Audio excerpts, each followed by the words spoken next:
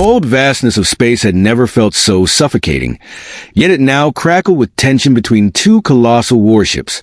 The Elysium, a proud human vessel, and the Zothrok, a mighty alien battlecruiser. Both ships, weapons trained on each other, hovered silently in the cosmic void. The long-brewing conflict between the alien Vork species and humanity had finally reached its boiling point, and these two behemoths were the harbingers of either peace or destruction. On board the Elysium, Captain Rena glanced at the holographic display. Streams of data flickered around her, updating her on shield strength, missile trajectories, and energy levels. Her jaw tightened. The peace negotiations had failed, and now here they were, with a single mistake poised to start a battle neither side could afford to lose.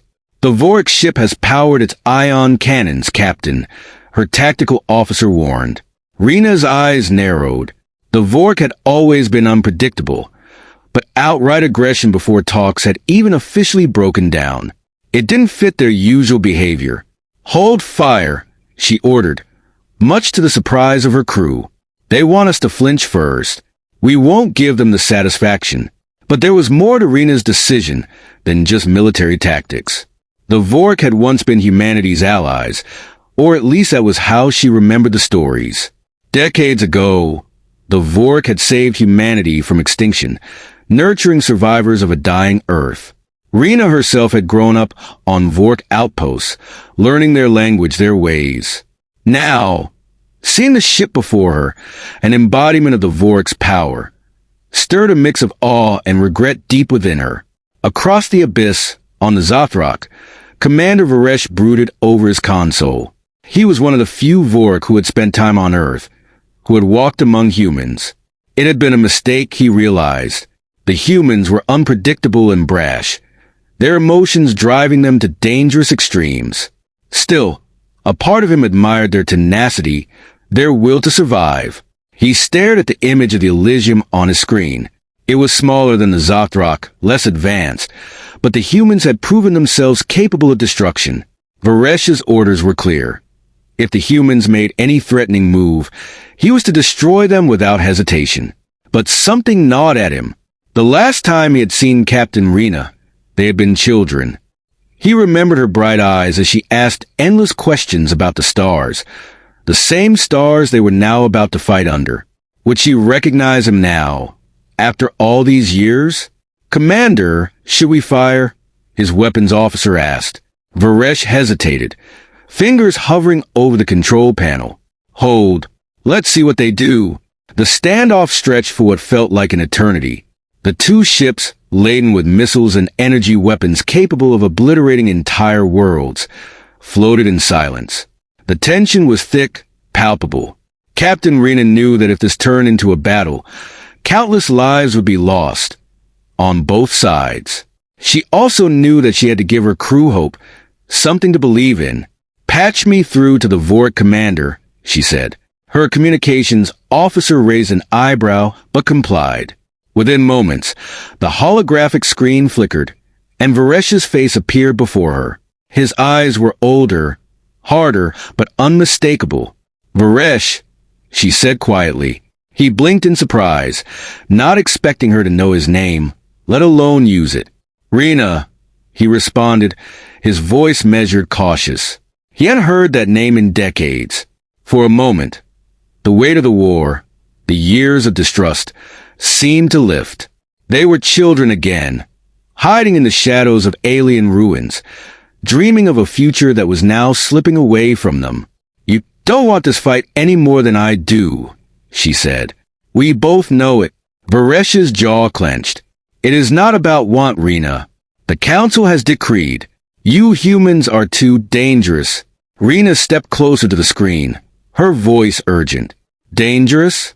Varesh, you know us. You know me. This isn't how it was supposed to be." "It doesn't matter what it was supposed to be," Varesh said, though his words lacked conviction. "The Council believes that humanity is a threat. Your technology, your growth, it frightens them. And you? Do we frighten you?" Varesh met her gaze, the silence between them heavy with unspoken history. "No. But my orders are clear." "Then disobey them," Rena said, leaning forward. If we fight here now, it's not just our ships that will suffer. There are worlds that depend on us, on both of us. We don't have to be the spark that sets this galaxy ablaze. Varesh's heart raced. Disobeying the council was unthinkable, a crime that could see him exiled or worse. But the alternative was a war that could rip apart everything he had fought to protect. I can't, he finally said, though the words felt hollow even to him. You know I can't. You can, Rena insisted. We both can. What happened to the Vork, I used to know. The ones who believed in peace, who believed in finding a way forward together. Varesh exhaled slowly, his mind racing. The Vork Council had become paranoid, fearful of human expansion, of what humanity could become. But Rena was right. There had been a time when the Vork had believed in a shared future, in the possibility of coexistence. Your people are too reckless, Varesh said, but it was a weak defense. He didn't fully believe it anymore. The old bond he had with Rena, the shared memories, the way she looked at him as if he were still someone worth believing in, it all made it harder to follow orders blindly. Rena sensed his inner conflict. She pressed on. Varesh, this war doesn't have to happen. We can still stop it. You and I, right here. He stared at her for a long moment, his mind a battlefield of its own. The orders from the council. The fear of what would happen if he disobeyed. It all clashed with the memories of what the Vork had once stood for. And Rena's face, he had known her once, trusted her once. Finally, with a deep breath, Varesh reached for the controls.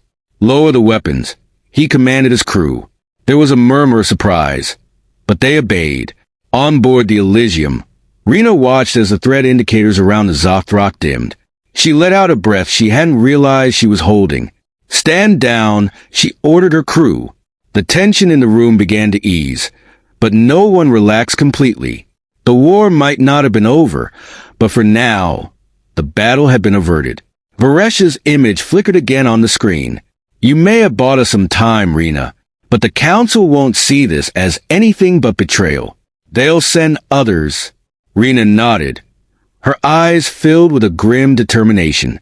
Then we'll find another way. Together, for a moment. The space between the two ships was no longer filled with threats of war, but with the fragile hope that maybe, just maybe, the future wasn't written in blood after all.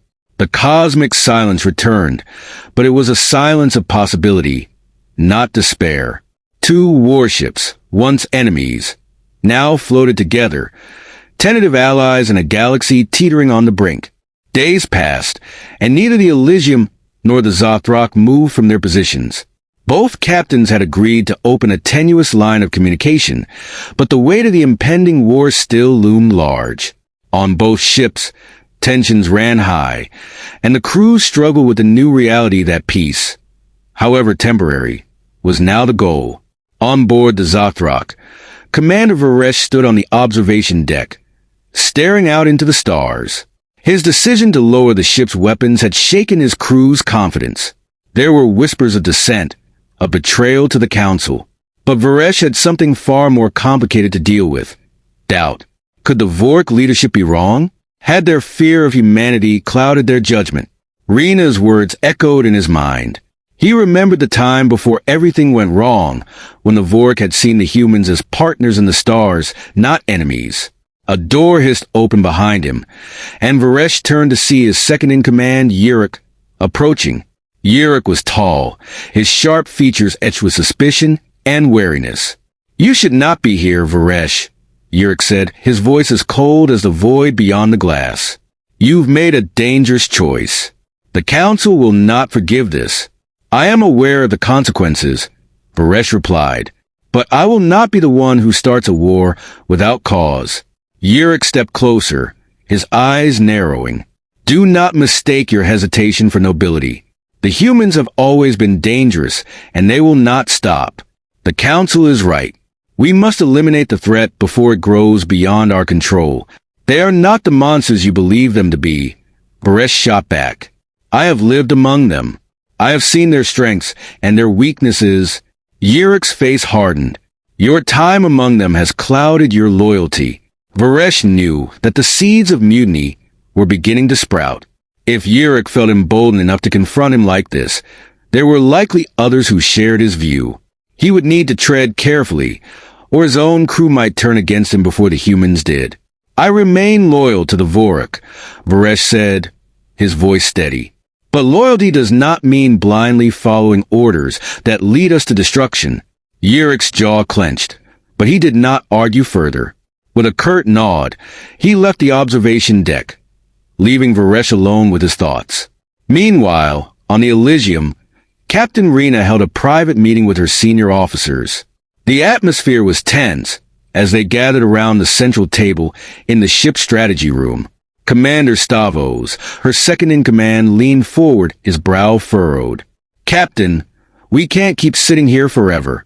The Vorik Council will retaliate once they realize Varesh has gone rogue. They won't let this stand." "I know that," Rena said, her voice measured but firm. "But if we fire the first shot, we'll be giving them exactly what they want, a reason to wipe us out." Lieutenant Harris, the ship's weapons officer, crossed his arms. "And what happens when the next Vor fleet shows up? We'll be sitting ducks." Rena glanced around the room. She understood their fear. The Vorik were more technologically advanced, their ships faster and stronger. But she also understood that the survival of humanity hinged on more than just brute force. "This is bigger than our ship," she said. "Bigger than any battle. If we engage, it could ignite a war that will engulf both our species. We have a chance here to change the course of this conflict. Varesh has given us a window. We need to find a way to exploit it." Stavros gave her a long, searching look. "And what if this is all a trick? What if Varesh is just buying time for reinforcements?" Rena hesitated, but only for a moment. "I've known Varesh since we were children. He's not playing games. If he were, we'd already be dead." The officers exchanged uneasy glances. Trusting an alien commander, even one Rena had known, felt like a gamble none of them were comfortable with. But the captain had never led them astray before. "What's the plan, Captain?" Stavros asked, his voice softening. Rena leaned forward, her eyes filled with resolve. "We need to get to the Vorik Council before they send reinforcements. If we can convince them that there's still a chance for peace, we might be able to avoid a full-scale war." Harris snorted. "And how exactly do we convince a bunch of aliens who think we're a threat?" "With proof," Rena said. "We show them that humanity isn't the enemy they've been led to believe we are. We offer a ceasefire, a chance to talk. But first, we need to get Varesh on board with this plan." Later that night, a small, encrypted message was sent from the Elysium to the Zothrak, bypassing the standard communication channels. Varesh received it in his quarters, and when he read Rena's proposal, a flicker of hope stirred within him. It was a long shot, but it was the only shot they had. The two captains met in person for the first time since their childhood, aboard a neutral shuttle between their ships. The rendezvous point was far enough from both vessels to avoid suspicion from either crew. Varesh entered the small craft, his posture rigid with tension. Rena was already seated, her hands clasped in front of her on the table. She stood as he approached, and for a moment, neither of them spoke. Finally, Rena broke the silence. "Thank you for coming." Varesh nodded but remained guarded. "What is your plan?" Rena outlined her proposal. They would send a joint message to the Vorik Council, requesting a ceasefire and peace negotiations.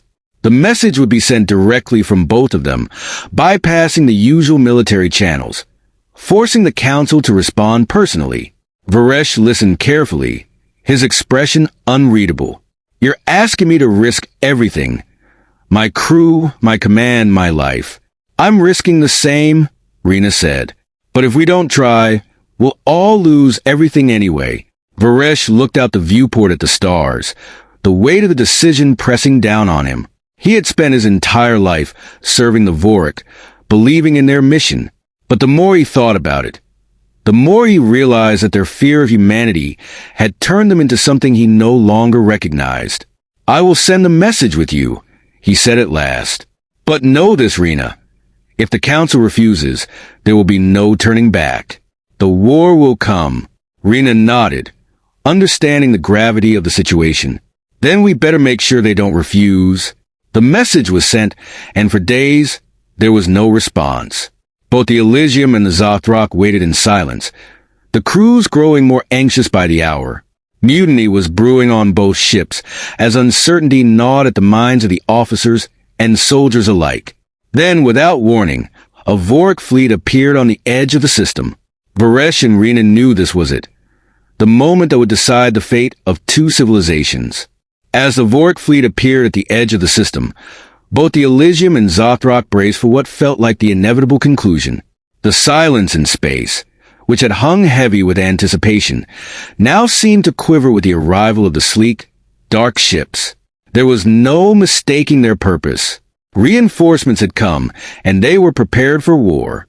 On board the Zothrok, Varesh stood at the command console, his eyes fixed on the fleet's formation. Yurik approached him, his expression grim. "It's over, Commander. The Council has sent the fleet. We have no choice but to follow orders." Varesh's heart pounded in his chest. His crew expected him to prepare for battle, to fall in line with the Council's decree. But as his gaze shifted to the holographic display, showing the Elysium still holding position, he made a decision that would define the rest of his life. "No," Varesh said quietly, his voice firm. "We don't fight." Yurik's eyes widened in disbelief.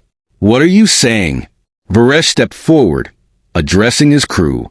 "I will not be the one to light the fire that consumes us all. We send the message one more time. Let them hear it. Let them see that we've chosen peace. If the Council refuses, then let them strike us down first." A murmur rippled through the crew. Some looked afraid, others angry. But Varesh stood tall, his resolve unwavering. On the Elysium, Rena received a signal.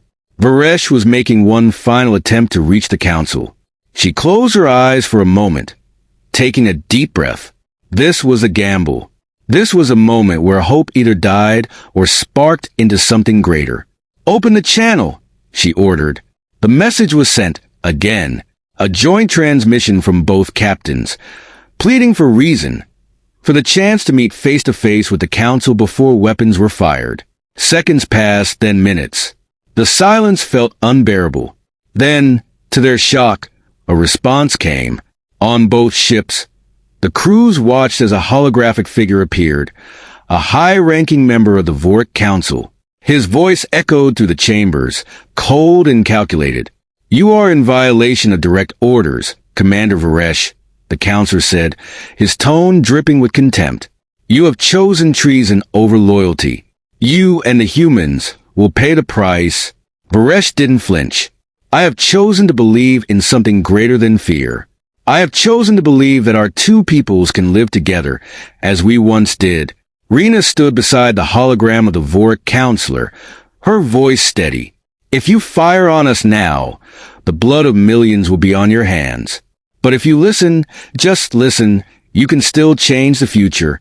There was a long pause, a silence that felt like it stretched across the stars. Then, for a fleeting moment, the counselor's mask of cold authority cracked. His gaze softened, though only slightly. "You speak of a future that may never come," he said, almost reluctantly. "But I cannot deny that the galaxy has changed. We will consider your proposal." With that, the hologram flickered and vanished.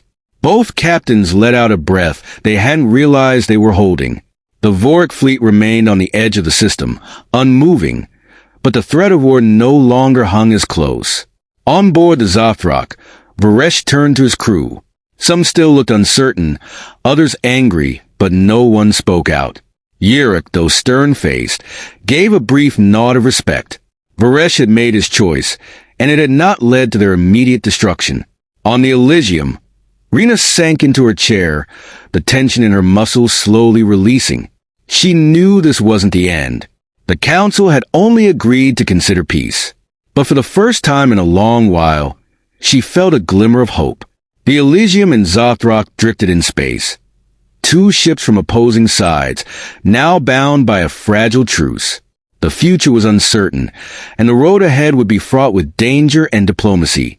But in that moment, as the stars gleamed around them, two captains, once children dreaming of a brighter galaxy, had defied the odds. They had chosen peace over war, and in doing so, had kindled a spark that could, just maybe, light the way forward. The war had not begun, and perhaps it never would,